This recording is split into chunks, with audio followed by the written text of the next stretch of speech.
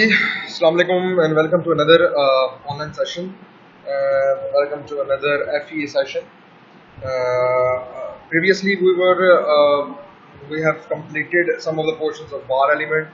We have completed some of the portions regarding the 2D bar element, and we have done some examples regarding the 2D bar element, and also we have done basic concepts about the FEA and the models.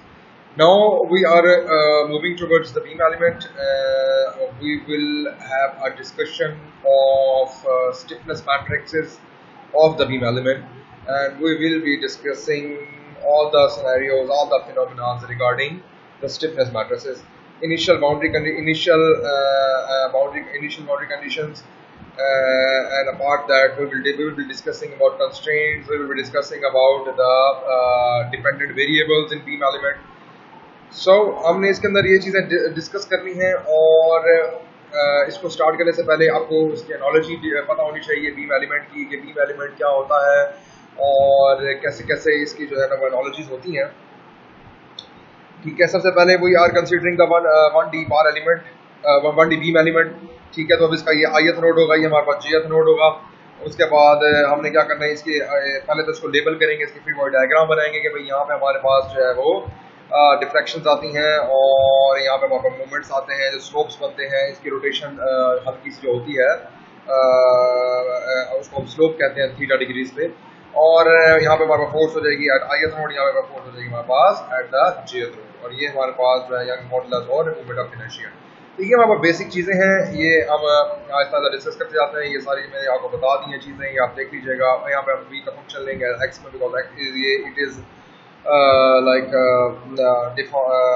deforming in the x direction, lateral displacement neutral axis पे देखना है। उसके बाद theta देखना है rotation of the z axis पे। तो बहरहाल कहने का ये है मकसद है कि हमारे पास इसकी कुछ डेरिवेशंस आएंगी। तो सबसे पहले जो है हमने इसकी फॉर्मुलेशन करनी है। फॉर्मुलेशन करेंगे to find out the stiffness matrix, और उसके बाद हम आगे चलेंगे। तो इसके लिए इस पे इस वाले डॉक्यूमेंट पे जाने की बजाय मैं आपको इसकी पूरा प्रूफ करा देता हूँ पहले, ताकि आपको फिर इससे समझ आ जाएगी। इसमें जो है ना वो शॉर्टकट्स दिए हुए हैं about the stiffness matrix calculations. तो पहले जो है ना मैं आपको एक्सप्लेन कर देता हूँ ये सारे के सारे अलग से। ठीक है, तो उसके बाद हम इस पर फर्दर दोबारा वापस आएंगे। तो पहले मैं आपको स्टार्ट कराता हूँ। स्टार्ट है हमारे पास फॉर्मुलेशन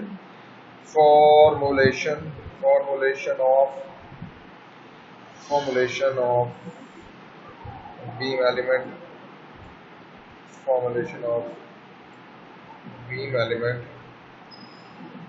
और स्टिफनेस मैट्रिक्स। स्टिफनेस मैट्रिक्स जो है वो कैलकुलेट करने की कोशिश करेंगे हम।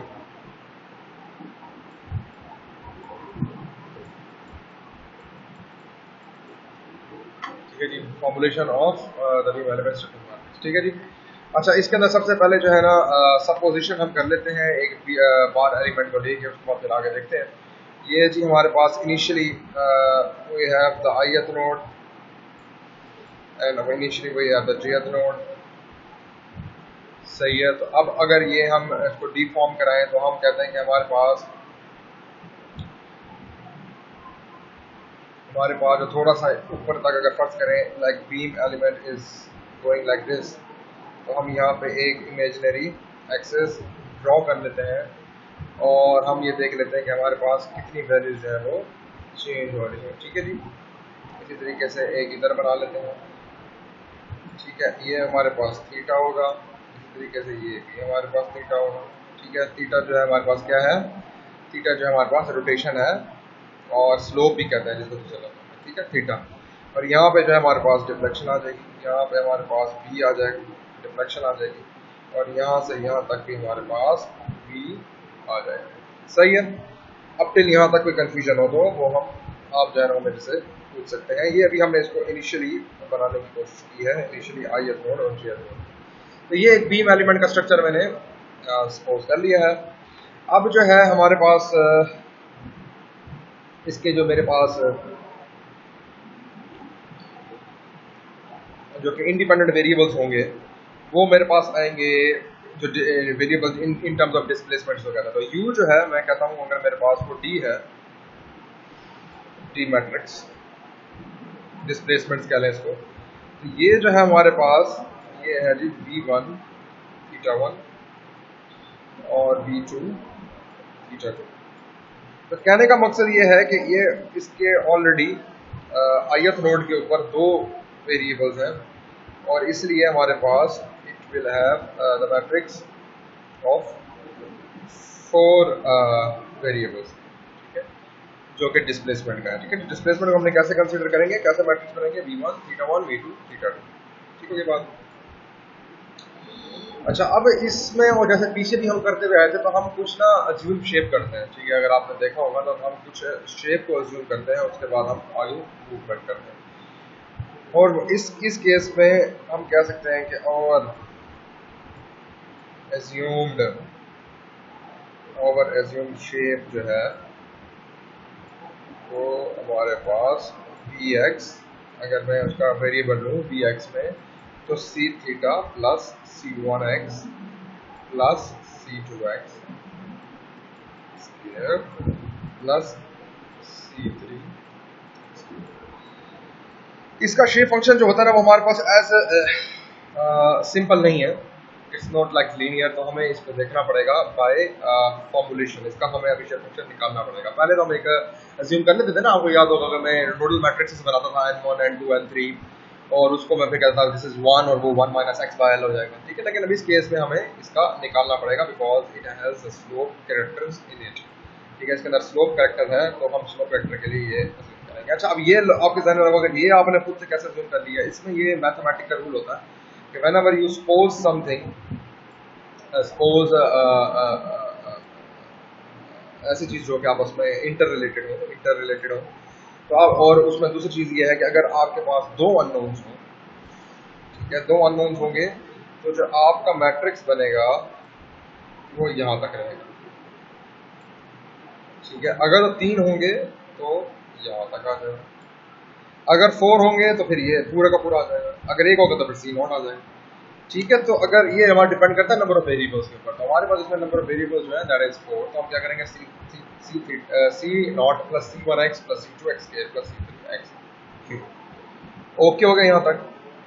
अच्छा, अब हम फर्दर मूव करते हैं आगे। अब मैं आगे अगर फर्दर मूव करूँ,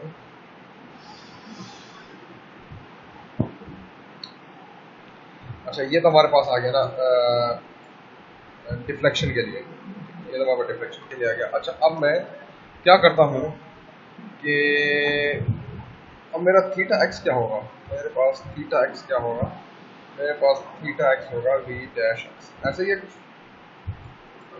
और वो हमारे पास वैल्यू आएगी जी C1 plus 2 C2 x plus 3 C2 x. सही है, ये मेरे पास थीटा एक्स की वैल्यू है, यानी कि वो जो होगा स्लोप होता है ना, बेसिकली थीटा जो होता है ये स्लोप होता है, तो हम क्या करेंगे, slope is like a gradient, हम कहेंगे C1 plus C2 plus.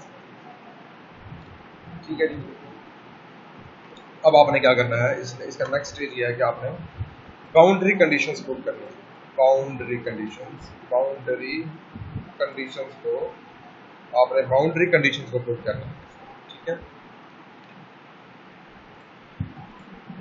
Boundary condition जैसे ही पुट करेंगे आप, तो मेरे पास अगर ये है इक्वेशन, तो मैं लिख सकता हूँ V1 is equal to V x is equal to 0 is equal to 0। इसी तरीके से V2 जो आ जाएगा वो मेरे पास आ जाएगा V x is equal to L।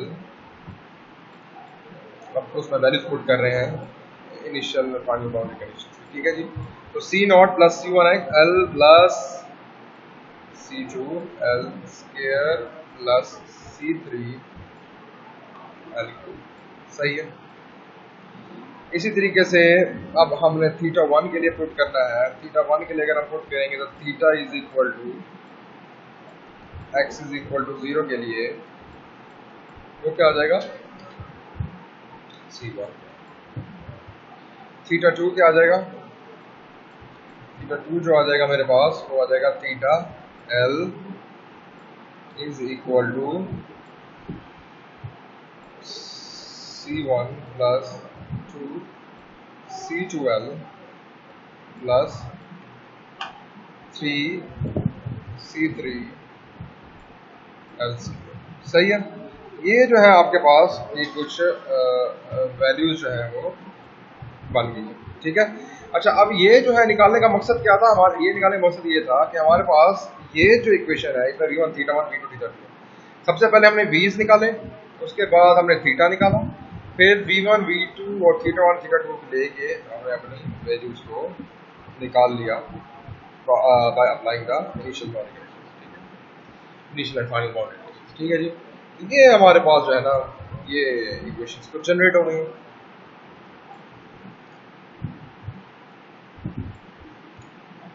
I hope you are getting it. अब हमने क्या करना है, अब हमने बिकॉज शेप फंक्शन निकालना है तो हमें ये जो C1 C2 ये कॉन्स्टेंट्स हैं ये चाहिए होंगे,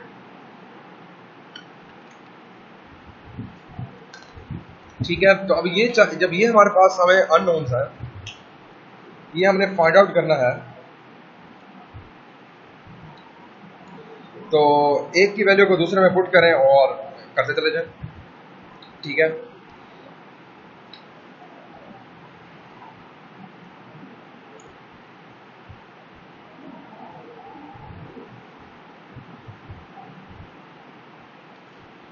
सही है। तो आपने जब इसको हम सारे को रिफाइन कर लेंगे, ठीक है, और इनको देख लेंगे आपस में ये साइमल्टेनियसली पुट करके, तो हमारे पास जो वैल्यूज बनेंगी वो इन मैट्रिक्स फॉर्म में वो बनेगा L स्क्वायर L क्यूब। ये मैं थोड़ा सा डायरेक्ट करूँगा बिकॉज इसकी जो वो है डेरिवेशन वो काफ़ी लंबी है, तो I will short it down, और ताकि आपको बस आइडिया हो जाए और आप खुद ही घर बैठ के इसको प्रूफ कर सकें। C2 C3 और ये जो है हमारे पास ये आ जाएगा V2 minus V1 minus theta 1L और थीटा 2 माइनस थीटा 1, सही है। तो ये हमारे पास मैट्रिक्स बन गया। अब आपने C1 तो हमारे पता है ना कि ये थीटा 1 है, और इस तरह C0 भी पता, तो ये दोनों पता थे। अब C2 और C3 के लिए हम कैलकुलेट कर रहे थे, तब आप इसकी जो इन्वर्स निकालेंगे, इन्वर्स निकालने के बाद जो इसकी वैल्यूज बनेगी, इन्वर्स निकालने के बाद जो इसकी वैल्यूज बनेगी वो मैं आपको बता देता हूँ। इन्वर्स निकालने के बाद इसकी वैल्यूज बनेगी C2 और C3 मैट्रिक्स की, वो बनेगा कुछ हमारे पास 3v2 over L2 minus 3v1 over L2 L square minus 2 theta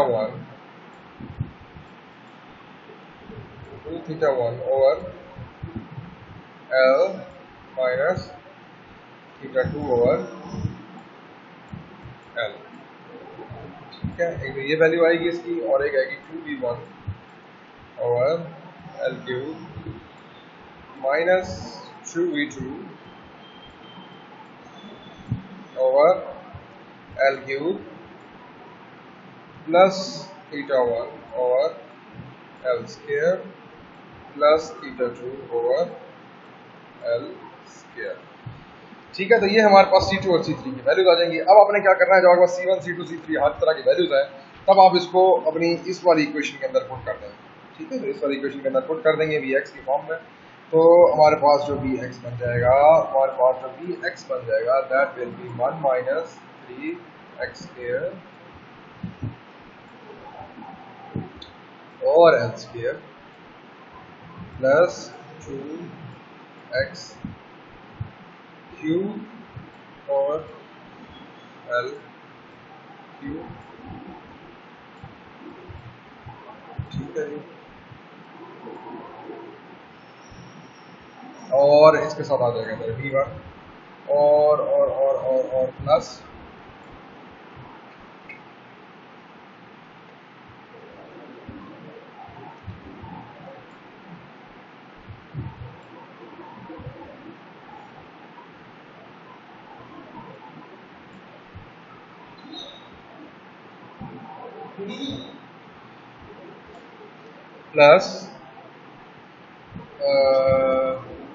x minus 2x2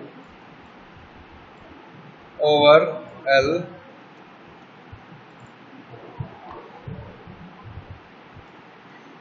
x minus 2x plus x minus 2x2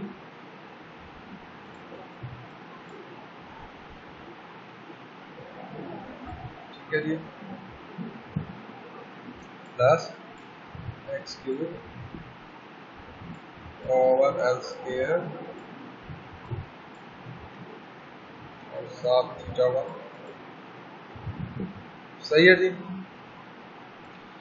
अच्छा, अब ये प्लस आगे भी है, लेकिन मैं अगले वाले में लिख देता हूँ।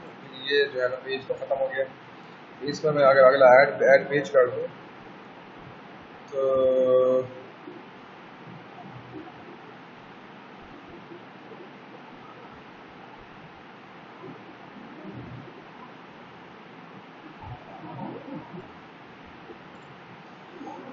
ठीक है जी, प्लस 3x स्क्वायर और L square minus 2x cube और L क्यूब,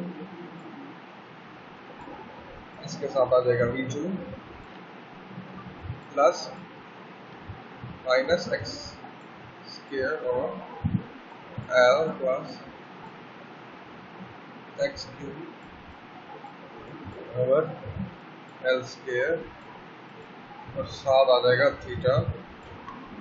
सही है। अब ये जो हमारे पास सारे के सारे कोफिशिएंट्स आ रहे हैं, ये और अगर मैं पीछे से देखूँ तो एक ये है, एक ये है हमारे पास, ये सारे के सारे एंड्स हैं, ये सारे के सारे क्या हैं, एंड्स हैं। अगर मैं थोड़ा आपको रिलेट करूँ पिछले लेक्चर से तो आपको मैं थोड़ा सा समझा दूँ कि ये क्या था। अगर मैं बार एलिमेंट पे लेके जाऊँ आपको तो बेसिकली आपको, क्योंकि मैंने पिछली फॉर्मुलेशन जो है ना उससे आपको रिलेट करके समझाना पड़ेगा। ये देखे ना, ये जो चीज़ थी ना हमारे पास, ये हमारे पास नहीं थे एन आई और एन जी, ठीक है। सारा कोई पुराना तरीका है, लेकिन ये हमने निकालने के लिए you have to find out, you have to go through these processes. तो अब ये जो मेरे पास आ गई हैं ये चीज़ें, ये हमारे पास शेप फंक्शंस है, ये हमारे पास शेप फंक्शन होता क्या है। शेप फंक्शन ये होता है कि बेसिकली ये जब आपका बीम एलिमेंट या बार एलिमेंट स्ट्रेच्ड होते हैं या इवन के एलोंगेट होते हैं तो ये एक सर्टेन टाइप ऑफ शेप बनाते हैं, ठीक है। तो वो शेप जो होती है उसका कोई ना कोई मैथमेटिकल फॉर्मूला होता है, मैथमेटिकल मॉडलिंग होती है। तो ये वो मैथमेटिकल मॉडलिंग है जो हम इसके अंदर कर रहे हैं, ठीक है। ओके जी, ये जो है अब मैं वही कहता हूँ आपको कि ये n1 आ गया मेरे पास, वो आ गया 1 minus 3x square over l square plus 2x cube over L cube. इसी तरीके से जो दूसरा होगा ये वाला, ये हमारे पास n2 हो जाएगा, ये n1 हो गया, ये n2 हो गया। इसी तरीके से ये मेरे पास n3 हो जाएगा और ये मेरे पास n4 हो जाएगा। तो ये आपने एक बना दिया, बाकी आप इसमें बना दें। तो ये हमारे पास अब एन शेप फंक्शंस दो डेवलप हो गए। अब हमने फर्दर फॉर्मुलेशन करनी है जिसके अंदर हमने अपनी स्ट्रेन की वैल्यूज को देखना है और अपने बीज कैलकुलेट करने हैं, बी मैट्रिक्स कैलकुलेट करना है ताकि हम अपने फाइनल डेस्टिनेशन तक पहुंच सकें। चलें वो फिर मैं यहाँ पे नेक्स्ट लेक्चर में आपको दिखा देता हूँ। अब फिर यहाँ तक हमने एटलीस्ट नोडल फंक्शंस बना लिए हैं, शेप फंक्शंस बना लिए। ऑल